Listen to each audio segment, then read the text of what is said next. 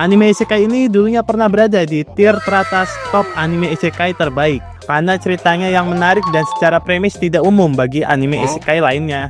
Cuma sayang itu di season satunya doang. Terus gimana nih sama season selanjutnya? Apakah masih bagus? Oke, sebelum kita bahas, aku kasih tahu dulu dah judulnya apa. Yang harusnya kalian aja udah pada tahu, yaitu Tate no Yusa. Oh ya, di sini aku bakal ngebahas season satunya aja karena aku cuma nonton season satunya doang dan aku rasa itu keputusan yang tepat sih daripada aku ngelanjutin buat nonton season 2, season 3, season 4 sampai season selanjutnya ya. Cuma anime ini bercerita tentang remaja ini yang lagi di perpustakaan terus nggak sengaja ketemu buku aneh ini. Pas dibuka dia malah terisekai dan menjadi pahlawan yang terpanggil. Singkat ceritanya yang dipanggil itu totalnya ada 4 orang ya. Ini dia termasuk MC dan nantinya dia bakal dapat pahlawan perisai. Ya julukannya pahlawan perisai. Jadi dapatnya perisai. Dan nantinya bakal jadi kambing hitam dan difitnah sana sini. Intinya jadi kayak korban circle gitulah. Cuma karena dia dapat senjata tameng gitu atau perisai yang dikira sama orang-orang itu lemah. Nah, untuk awal ceritanya seperti itu. Terus di awal ini kita bahas jeleknya dulu yang menurutku sendiri bikin aku tuh kayak cuma nonton season satunya aja beserta alasannya juga. Kalau nggak salah ingat ya, animenya yang season satunya ini tayangnya pada 2019 kali ya. Soalnya waktu itu COVID-19 kan lagi mau muncul COVID-19 tuh 2020 atau berapa ya, tahun berapa ya, segitu lah ya. Cuma yang kebetulan di tahun itu anime ini tayang itu ibaratkan di waktu yang tepat gitulah. Soalnya banyak orang yang di karantina kan lagi nyari hiburan gitu kayak main game atau nonton anime ini. Jadi banyak orang-orang yang mendadak suka nonton anime, termasuk ya aku sih. Nah, yang pertama jeleknya anime ini tuh yang bikin aku kayak ngerasa fatal banget ya buat aku pribadi. Cuma aku nggak tahu ya buat ke kalian kayak mana. Waktu si MC nyelamatin 2 orang ini yang bikin MC susah dari episode 1 sampai 20, asli waktu itu MC-nya kayak so asik banget asem. Padahal pahlawan yang lainnya oke-oke aja gitu buat ngebunuh 2 binatang satu ini. Terus yang kedua masih di ceritanya, tapi sebelum itu aku kasih tahu aja dah kenapa aku tertarik sama anime ini.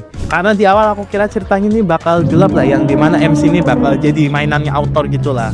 Nah, tapi waktu dia sudah dapat kayak kompensasi sama namanya udah nggak jelek lagi ya, ceritanya itu menurutku sudah kurang menarik gitu. Dan dia ini memilih jadi hero yang ngelindungin kerajaan yang udah ngehina dia gitu. Wah, asli menurutku kalau si MC-nya ini lebih tetap milih jadi anti hero ya, atau ya lebih nggak peduli lagi dengan kerajaannya atau nolak kompensasinya kerajaan dan berpetualang sendiri aja lah tanpa peduli sama kerajaannya, tuh pasti lebih seru ceritanya.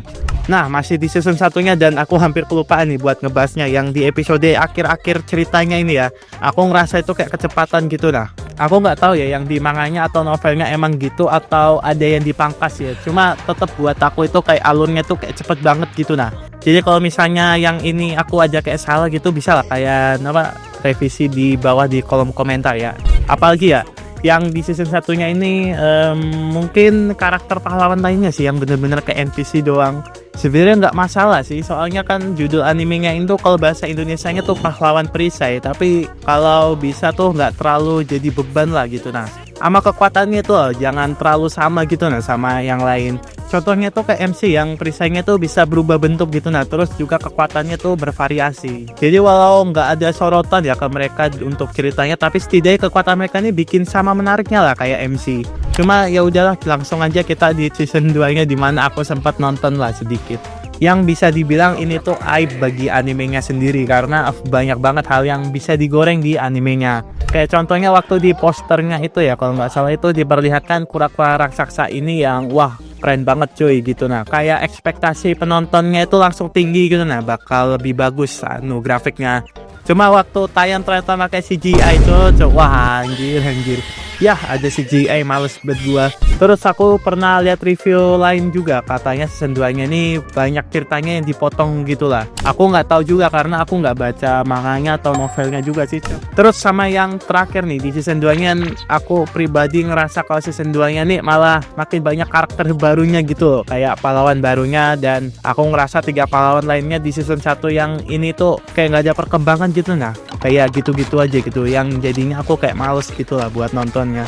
Nah, setelah jeleknya sekarang bagusnya nih, yang aku rasa nggak usah aku kasih tau lah secara detail di season satunya ini. Karena bagusnya itu ceritanya yang balas dendamnya tuh kuat banget di awal. Terus juga perjalanannya MC waktu jadi pedagang berkedok petualang juga seru. Hubungan antara MC sama heroinnya juga buat aku ini jujur bikin ceritanya tuh bisa ngimbangin balas dendamnya MC. Selanjutnya juga dunianya ini kerasa banget ya, kayak waktu MC-nya dikucilkan itu benar-benar bikin aku kayak mikir kalau MC ini emang wajib lah buat balas dendam. Apalagi ya, mungkin musik dan backsoundnya sih yang kuakui termasuk yang paling bagus. Kadang aku nggak skip openingnya ya, karena kalau didengar makin lama itu makin bagus gitu lah. Buat backsoundnya juga bikin suasananya mendukung banget. Terus grafiknya dan animasinya waktu bertarung gak usah ditanya, karena ini anime kayaknya dibuat niat lah, jadinya bagus banget. Jadi sudah segitu aja, aku singkat aja buat grafiknya. Terus selanjutnya kita bahas karakternya, yang dimana aku bahas 3 karakternya juga secara singkat. Yang pertama itu dari MC-nya dulu, yang kalau misalnya kalian lupa namanya siapa, dia ini namanya Naofumi. Karakter yang di awal dikira sebagai MC anti naif ya, ternyata sama aja kayak karakter utama seperti ya kayak yang lain gitulah. Aku nggak banyak komentar sih buat karakter ini, karena yang jelas dia ini mungkin karakter yang sedikit atau bahkan sebagian besar penonton anime Tate no Yusa ini dibikin kecewa gitu lah. Terus yang kedua nih, ada cewek yang sangat waifuable karena dia ini cantik dan pastinya salah satu waifu terbaiknya para furry ya, yaitu Raptalia. Karakter yang menurutku sendiri aja cantik dan cocok buat masuk list My Bini. Gimana nggak masuk list coy? Dia ini sudah cantik, baik, terus juga setia banget gitu lah. Tapi secara penampilan dia ini 17-20 tahun kan. Cuma sebenarnya dia ini umurnya masih 10 tahun coy. Anjir, aku baru tahu, asem. Lah, tadi katanya 17-20 tahun. Di mana sih? Jadi Raptalia ini punya ras demi human atau setengah manusia gitulah, yang dimana di animenya ini umurnya ini berdasarkan level dan pengalaman bertarung ya. Makanya di dalam ceritanya itu dia ini cepat banget, dari umur 10 tahun ke 17 tahun tuh cuma perlu beberapa bulan doang ya. Anjir, buset dah, sama MC-nya ini bener-bener digenjot cuy, beberapa bulan anjir levelnya ya, BTW bukan yang lain gitu. Yang ketiga, karakter yang umurnya aja ternyata belum setahunan, anjir.